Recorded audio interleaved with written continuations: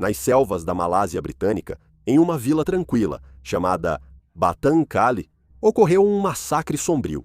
Foi um evento que, até hoje, raramente é mencionado nas discussões sobre o Império Britânico. Apenas 3 anos após os horrores da Segunda Guerra Mundial, a Grã-Bretanha buscava manter suas posses coloniais e, na Malásia, procurava destruir qualquer potencial levante comunista ou nacionalista por quaisquer meios necessários. No vídeo de hoje, analisamos os horrores do massacre de Batan Kali e outros crimes britânicos na Malásia. Pode ser útil começar pela situação na Malásia após a Segunda Guerra Mundial. A administração colonial britânica foi restabelecida após o fim da ocupação japonesa em 1945, mas enfrentou uma instabilidade crescente. Durante a guerra, a infraestrutura foi danificada, havia escassez de alimentos e grandes tensões sociais. Ao mesmo tempo, o sentimento anticolonial se intensificou, especialmente entre as comunidades chinesas, muitas delas com crenças de esquerda e comunistas. Muitos membros da resistência que enfrentaram os japoneses já estavam prontos para lutar contra os britânicos. O Exército Nacional de Libertação Malaio foi criado para acabar com o domínio britânico. Eles lideraram uma insurgência de guerrilha contra os britânicos e depois contra a Federação da Malásia. Seus membros eram majoritariamente chineses, apesar de alegar representar todos os trabalhadores e camponeses malaios anticoloniais. 3 gerentes britânicos de plantações de borracha foram mortos e, em resposta a esses assassinatos, em junho de 1948, a Grã-Bretanha declarou estado de emergência. O termo emergência foi escolhido cuidadosamente, pois permitia ao governo colonial mobilizar o exército, sem declarar guerra oficialmente. As forças britânicas receberam poderes amplos. Vilarejos suspeitos de apoiar os insurgentes eram monitorados, transferidos ou até mesmo destruídos. Impostos toques de recolher, muitas pessoas eram detidas sem julgamento. A MNLA operava a partir de bases na selva, usando táticas de emboscada, sabotagem, ataques rápidos e de retirada, entre outras táticas de guerra de guerrilha. Em resposta, as forças britânicas e da Commonwealth lançaram campanhas de contra-insurgência, incluindo um programa de reassentamento, projetado para isolar os guerrilheiros do apoio civil. Foi nesse contexto que as tropas britânicas da Guarda Escocesa foram destacadas para o distrito rural de Selangor. Este fica localizado perto de Batan Kali. Essa vila não era um reduto militar. Na verdade, era um assentamento rural habitado por civis de etnia chinesa que trabalhavam na indústria da borracha. A vida ali era modesta, com casas construídas de madeira e estanho e girava em torno da coleta de látex das árvores. Não há evidências confiáveis de que Batan Kali fosse um centro de atividade comunista ou guerrilheira. No entanto, na guerra de contra-insurgência, a percepção muitas vezes importava mais do que a prova e, com uma vila composta em grande parte por pessoas de etnia chinesa, havia a suspeita de que eles eram pelo menos simpáticos ao MLNA. Em 11 de dezembro de 1948, soldados britânicos do 7º Pelotão da Companhia G, 2º Batalhão da Guarda Escocesa, os guardas chegaram à vila para iniciar uma operação de busca e varredura, procurando evidências de armas e interrogando qualquer pessoa suspeita. Havia só 16 soldados na patrulha, muitos em serviço militar obrigatório. Alguns haviam acabado de concluir o treinamento básico e não havia nenhum oficial acima da patente de sargento na patrulha. À medida que os soldados começaram a busca, eles começaram a separar os homens da aldeia das mulheres e das crianças. Ao todo, 27 homens desarmados foram detidos. Nenhum desses homens estava usando uniforme militar, portava armas ou se envolveu em qualquer ato de violência com os soldados. Em vez disso, eles foram reunidos, interrogados rapidamente e mantidos sob guarda. Eles ficaram confinados durante a noite em uma cabana de madeira onde foram interrogados. Os soldados chegaram a realizar execuções simuladas para aterrorizar os prisioneiros na esperança de obter informações sobre rebeldes que poderiam estar por perto, mas nenhuma informação desse tipo foi obtida. Na manhã seguinte, mulheres, crianças e um homem traumatizado foram levados de caminhão para fora da aldeia. Grupos de homens detidos foram então retirados da cabana e separados, mantidos sob guarda. Alguns foram então levados para um rio próximo. Um dos homens mais jovens detidos recebeu a ordem de um dos soldados para correr e, quando obedeceu, foi morto a tiros. Esse foi o pretexto para um massacre, uma suposta tentativa de fuga dos prisioneiros.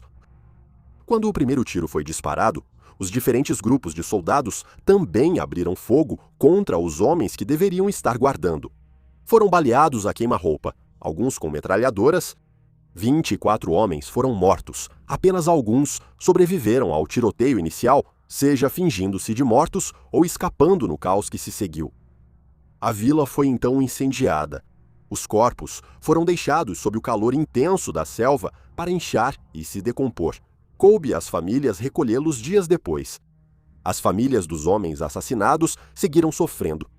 As vítimas eram pais, maridos, filhos e trabalhadores. Ainda assim, foram vistos como guerrilheiros, seus nomes difamados. Muitas famílias ficaram desamparadas, sem um lar, mães lutando para cuidar de seus filhos. Em certos casos, crianças precisaram ser adotadas ou enviadas a parentes. Muitos não perderam a esperança de que o massacre teria a atenção devida. Um dos elementos mais perturbadores do caso não é apenas a própria violência, mas o fato de que ela foi seguida por esforços imediatos para encobrir o massacre. O exército britânico inicialmente relatou o incidente como um confronto com insurgentes armados. Os mortos foram descritos como bandidos, um termo comumente usado durante a emergência malaia para desumanizar suspeitos de serem combatentes comunistas, e foi relatado que uma grande quantidade de munição havia sido descoberta. Alegou-se que os moradores haviam tentado escapar e que os soldados só abriram fogo em resposta como último recurso. Nos bastidores, oficiais britânicos avisaram os soldados que deveriam alinhar suas versões, pois, se fosse descoberto que tinham matado esses homens a sangue frio, poderiam pegar anos de prisão. E assim fizeram. E por décadas, Batan Kali permaneceu um incidente amplamente esquecido, fora da Malásia. Dentro da Grã-Bretanha, raramente era sequer discutido, sendo uma das muitas ações consideradas necessárias como parte da emergência na Malásia.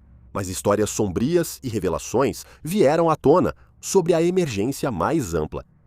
Soldados britânicos foram flagrados decapitando guerrilheiros e posando com as cabeças das vítimas em fotos perturbadoras. Alguns até escalpelaram os mortos, reivindicando troféus macabros. Esse escândalo horrível foi apenas um vislumbre da depravação cometida por soldados britânicos na Malásia. Mas só na década de 1970 é que detalhes sobre o massacre de Batan Kali vieram à tona. Em 1970, o jornal britânico The People publicou denúncias sobre o massacre de 1948. A reportagem foi baseada em alegações de ex-membros da Guarda Escocesa que serviram na Malásia. Esses relatos indicavam que a versão oficial era imprecisa e que o assassinato de 24 aldeões desarmados foi erroneamente apresentado como incidente de combate. Incluía o depoimento juramentado do sargento William Coates, que detalhou o seguinte sobre o massacre. Levamos nossos 7 prisioneiros até a beira do riacho, logo fora da aldeia. Então, ouvimos tiros vindos de um dos outros grupos e, quase que instintivamente, abrimos fogo contra os homens. Assim que começamos a atirar, parecia que enlouquecemos. O velho morreu imediatamente com um tiro, mas o homem que estava mais distante levou cerca de 7 tiros antes de finalmente parar de rastejar. Eu me lembro que a água ficou vermelha com o sangue deles. As revelações dos jornais criaram uma pressão pública significativa e levaram as autoridades britânicas a levarem o assunto a sério pela primeira vez em décadas. Como resultado, a Scotland Yard abriu uma investigação formal sobre as acusações. Durante essa investigação, os detetives entrevistaram ex-soldados que haviam participado da operação original. Alguns desses depoimentos contradiziam relatos oficiais anteriores e sugeriam que esses eventos haviam sido descritos de uma forma que ocultava o que realmente aconteceu. Os detetives estavam preparados para voar até a Malásia para continuar sua investigação, buscando obter provas forenses e relatos de testemunhas oculares. A Alta Comissão Britânica na Malásia enviou carta ao Ministério das Relações Exteriores e da Commonwealth, recusando permitir tal investigação. A investigação foi então suspensa e, tragicamente, nada mais foi feito. Enquanto isso, na Malásia, a luta por justiça continuava. Um grupo de campanha foi criado para pressionar em favor das famílias das vítimas e expor a verdade sobre o massacre. Em março de 2008, seus membros apresentaram uma petição à Alta Comissão Britânica em Kuala Lumpur, pedindo o reconhecimento da responsabilidade e o pagamento de indenizações às famílias das vítimas. As autoridades britânicas levaram 10 meses para responder com uma carta de 3 parágrafos que reafirmava o encobrimento inicial e, sem novas provas, não haveria uma nova investigação. As vítimas malaias até tentaram enviar uma petição à Rainha Elizabeth II para que ela interviesse pessoalmente. Isso aconteceu em 2 ocasiões diferentes, mas nada resultou dessas tentativas. Então, em 2015, um processo movido pelas famílias das vítimas contra os Scots Guards chegou à Suprema Corte do Reino Unido. O tribunal acabou decidindo contra a realização de uma investigação pública completa, afirmando que era tarde demais para uma investigação justa, devido ao tempo decorrido e à falta de testemunhas ou evidências sobreviventes. Pouco consolo para quem lutou anos por reconhecimento. Em março de 2025, o governo britânico, então, emitiu um raro pedido de desculpas por um de seus crimes coloniais. Décadas de negação e tentativas de evitar uma investigação terminaram com um pedido de desculpas significativo, mas que ainda veio tarde demais. Nenhum soldado responsável por esse massacre e nenhum de seus oficiais jamais enfrentou a justiça pelo massacre e é improvável que algum dia enfrentem. O que torna Batan Kali especialmente perturbador não é só o ocorrido, mas as condições que permitiram isso. Isso ocorreu durante um conflito em que as fronteiras entre civis e combatentes estavam borradas. Isso ocorreu em um sistema que dava às forças militares ampla liberdade para identificar ameaças. E talvez a parte mais perturbadora não seja o fato de ter acontecido em 1948, mas sim que permaneceu tão facilmente esquecida por tanto tempo.